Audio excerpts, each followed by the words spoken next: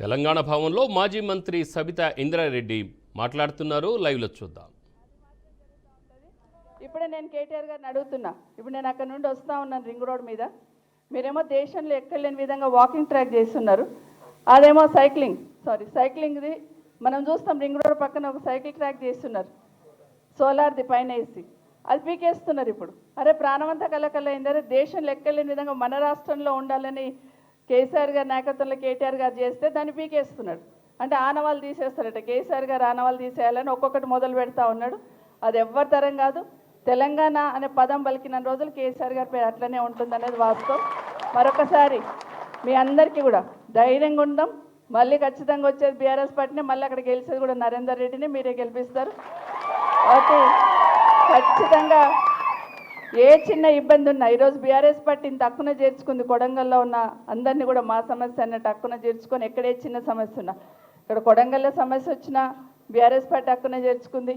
మూసీలో సమస్య వచ్చినా బీఆర్ఎస్ పార్టీనే ఉంది.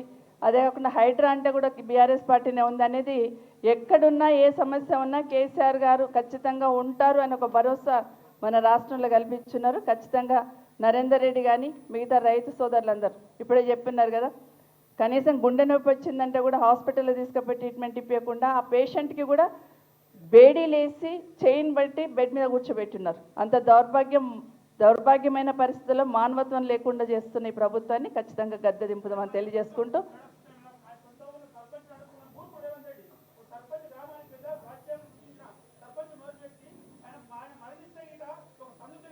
అవును అవును అవును సాయిరెడ్డి గారు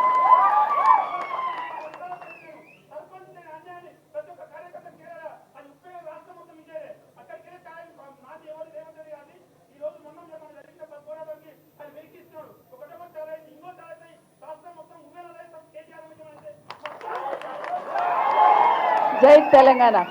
సాయిరెడ్డి గారి గురించి చెప్తా ఉన్నాడు. వాళ్ళ అన్నదమ్ముల పేర్లు రాసి చనిపోయింది కదా, మరి వాళ్ళని ఎందుకు అరెస్ట్ చేయరని అడుగుతున్నాడు మా సోదరుడు. వాస్తవమే. తప్పకుండా పోయే కాలం వస్తే ఒక్కొక్కటి ఇట్లాగే అవుతూ ఉంటాయి. తప్పకుండా ప్రజలందరూ కూడా ఈరోజు రాష్ట్రంలో గమనిస్తున్నారు. కేసీఆర్ ఎప్పుడు వస్తాడా, మళ్ళీ తొందర రండి అని చెప్తా ఉన్నారు. వాళ్ళు ఎక్కడ పోయినా కూడా అదే మాట మాట్లాడుతున్న సందర్భంలో మరొకసారి ధైర్యంగా పోరాడదాం. ఎన్ని అడ్డంకులు సృష్టించినా పార్టీని కాపాడుకుందాం, నాయకులను కాపాడుకుందాం, మనం కాపాడుకుంటూ మరొకసారి రాష్ట్రానికి మంచి జరిగే ప్రయత్నం చేద్దాం. జై తెలంగాణ.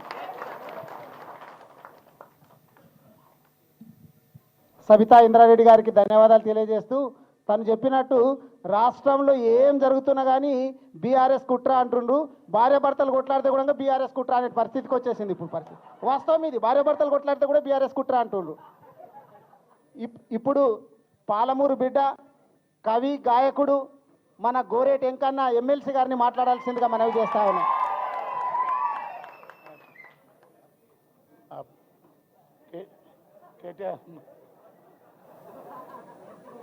హలో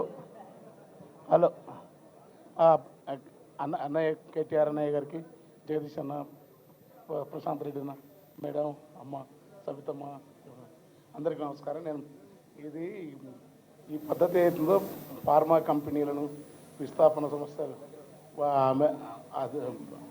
పాశ్చాత్య దేశాలు ఏంటంటే వాళ్ళ విషయాన్నంతా మన గుమ్మరియనికి ఒక్కసారి ఉద్గారం అయితే సివోట్ అంటారు దాన్ని, ఏంటంటారు భాష అర్థం కానీ ఒక్కసారి ఆ ఉద్గారత బయటపడితే 1000 సంవత్సరాలు క్యాన్సర్ దుప్పటి కప్పుకున్నట్టే ఉంటుంది. అంత దారిద్రమైంది అది. పైగా మీరు గొప్ప ప్రజలు కనుక పండుగ సాయన లాంటి పోరాట యోధులు పుట్టిన కులకచ్చల ప్రాంతం,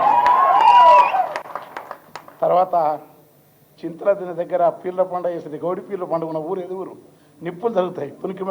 అది చాలా ఒక ఊరు జరుగుతాయి పీర్లు, పెద్ద పండుగ ఉంటుంది. నరేంద్ర రెడ్డి ఊరు పక్కల నందిపాడు పీర్ల దగ్గర వేసిన మంట ఈ ప్రపంచంలో ఎక్కడే అంత పెద్ద మంటలో.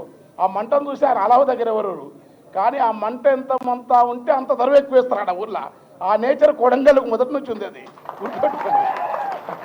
తర్వాత చాలా ఆలోచన కలిగిన మనుషులు అమాయకంగా ఉంటారు, కానీ ప్రకృతి ఎంత స్వచ్ఛంగా ఉంటుందో.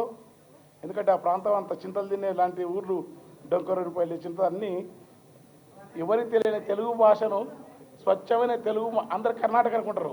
కన్నడ పడితే కన్నడ కొంచెం పడదు. కొంచెం స్వల్ప పడితే, కానీ తెలుగు అద్భుతంగా పద్య నాటకాలు పాడే ప్రాంతం మీ ప్రాంతం. ఆ చైతన్యం అంతా మీ లోపల కనపడుతుంది. అబ్బా, అలాంటి నేను అనుకున్నా ఏ దెబ్బ ఈ నిర్బంధం అనేది వాళ్ళు భూములు పోయిన రైతులు నిజంగా వస్తే కాంగ్రెస్ పార్టీ ఒకనాడు కృష్ణయ్యర్ లాంటి వాళ్ళు నెహ్రూను మస్తు తిట్టేది. కానీ ఆయనను సుప్రీంకోర్టు జడ్జి గారికి వీళ్ళకి అది కాంగ్రెస్ పార్టీ లైన్ కాదు, ఇప్పుడు ఆ లైనే లేదు వీళ్ళకు. అంటే కాంగ్రెస్ పార్టీ గొప్ప అంటేను ఆ ప్రజాస్వామిక స్ఫూర్తి లేదు వీళ్ళకు. మొత్తం ఆ ప్రజాస్వామిక స్ఫూర్తి లేదు, ఆ విధానం లేదు. రొమిల్లా తాపర్ అంటే నెహ్రూని తింటే నెహ్రూ ఆమెనే హిస్టరీ కాంగ్రెస్ పార్టీ చేసినారు. వీళ్ళు ఏంటంటే కొంచెం చిన్న అసహనాన్ని, రైతులకు అన్యాయం జరుగుతుంది, ఏదో ప్రభుత్వం వచ్చిందని మీరు మంచి కేసీఆర్ గారు ఏమంటారు, మీరు మంచిగా చేయండి, మంచి తిట్టడం కాదు, ఈ తిట్టే భాష ఏదైతుందో